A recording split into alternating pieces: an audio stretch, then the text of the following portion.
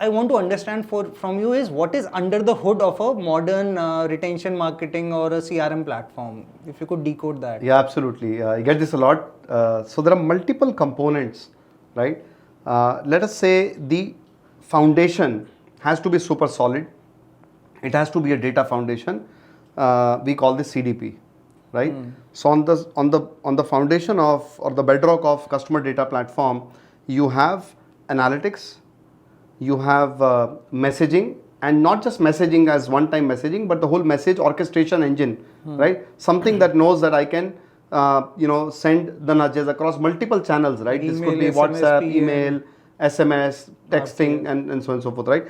But this is on the basis of the data that you have, right? So that is by the orchestration, right? How much to wait, what is the frequency of messaging, and so on and so forth, right? What content goes with what.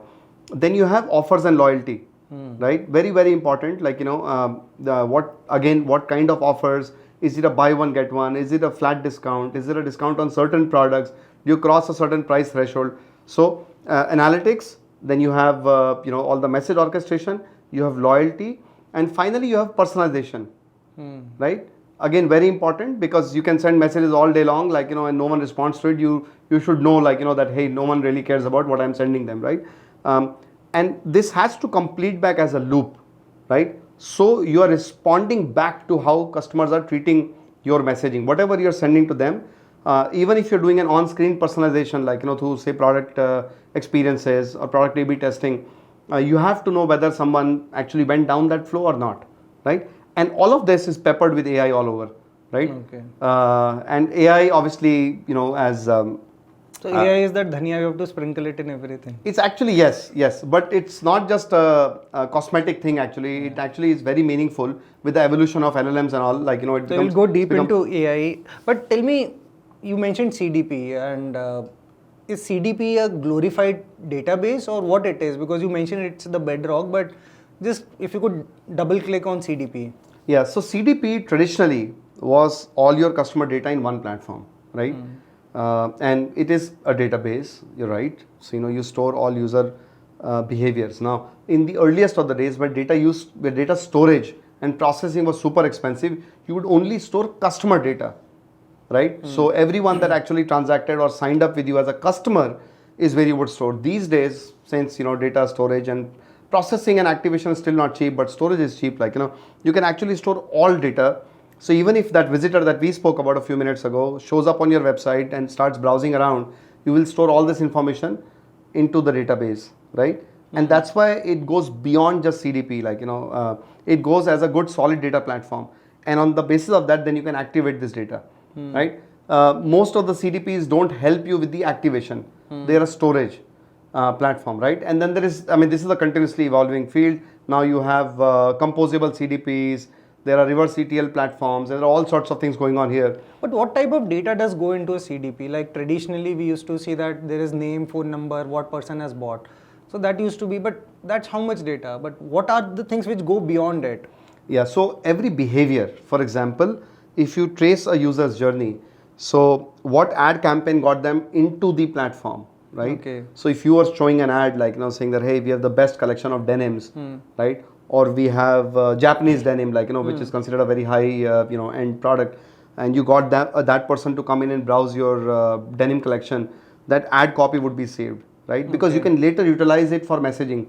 So basically all customer journey events are saved. Everything is saved with extremely high fidelity information on all the properties, right? Like I have a customer that actually stores their travel app, and they store how many days before the travel date is a person browsing for certain things. So even things like is the customer looking for a swimming pool?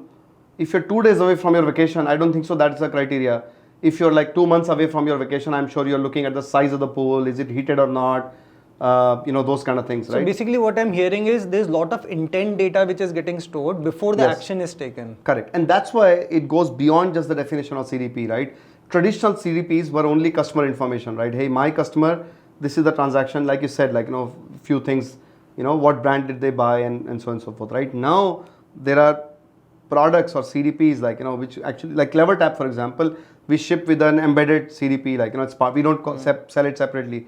The Tesseract DB I'm talking about is core and it's part of the platform, right? That stores everything that you want to store about the customer. There is no limit to that. You can store up to 2,000 properties if you wanted to store, like with every event. So there are 2,000 ways you can describe everything, like, so if you were a retailer and you'd say, okay, someone looked at a t-shirt, you can actually record, like, what was the brand, what was the sub-brand, what was the color, when was it added to the SKU, what was the material, what was the size, and everything else that you may have about that product. So this name Tesseract, has it something to do with the movie Avengers? So, as you may have guessed, the engineering team here is like all Marvel Fans. geeks Okay, and Marvel, okay. yeah, exactly, right? And when the first 3 years, like, when we were busy building the core technology, we had to name it. And one of the engineers, like, he came up with a name called, let's call it Tesseract. And we said, well, Tesseract might be an Avengers or a Marvel kind of trademark, but, it's a database. So let's call it Tesseract DB. Because whenever you are saying Tesseract, मुझे blue वाला जो that. Actually, we have that, like, if you log into the Clevertap dashboard, Okay. and if you go to analytics, Okay, that blue. you have a little blue Tesseract like visualization when it actually computing Does the Loki answers come for free you. with it? Huh? Loki come free with it? Great. But tell me one thing, there are a lot of people think about ki, shall I buy a CDP, shall I build a CDP, or shall I take a platform which comes with CDP? So how do you see that coming? Because CDP seems to be at the core of everything. Yeah, see, first of all, I've been a technologist for 30 years, right? As a technologist, as a builder of technology, I say unless what you're building is core to what you're actually selling, right? Do not try to build it, right? Number one, the technology is evolving at a rapid pace. This would become a side project in your company. And as we all know, side projects don't get the focus or the resources or the budgets, like, to actively invest in that. So what starts off as, like, something like, a great initiative, let's build it in-house, etc., will soon fizzle away, right? There are companies, whether you buy it from us or someone else, doesn't really matter. But there are companies that are dedicated to solving this problem. We think about this 24/7. Our revenue comes from this, like, so we are fully focused on this, right? This is what we build and think about. So one is to build versus buy. I would always say, and we work with some of the largest companies that are out there, right? And unless you're one of the FANG companies, like, I would not suggest that you go and build it, right? So you buy it from someone. You of course do your evaluation, your criteria and all that, right? Number one. Number two, should I buy a CDP separately, right? Like I was giving you an analogy before we started recording here, like, so a CDP is like, I was telling, like, in the movie Sholay, there is Thakur, right? And while the Thakur can see Gabbar, the Thakur can't actually shoot at Gabbar because the Thakur doesn't have any arms. And a CDP is like that, like, CDP knows which customer segments are most likely to transact, because they may have a prediction module in them, but they don't have the ability to reach out to their customer base and then require a marketing automation solution. And, like until a few years ago, these were all sold separately. Like you would have to buy a message orchestration engine. Yeah. You would have to buy something that does the prediction and data sciences for you. There'd be some other product that does product A/B testing. It is products like Clevertap, like platforms like Clevertap that put it all together. So you have one platform that does everything end to end. So you don't have to tear your hair away like trying to stitch everything together. And what happens typically is that the content gets transferred, like, so data flows, but the context does not. Each of the products that I described, like, their customer definitions of what is an active user, or even the amount of data that you can flow, like, like for example, if you had a CDP that had the ability to store 500 different customer properties, may not get sent to your, say, prediction engine, and they may not be able to leverage all of that. Yeah.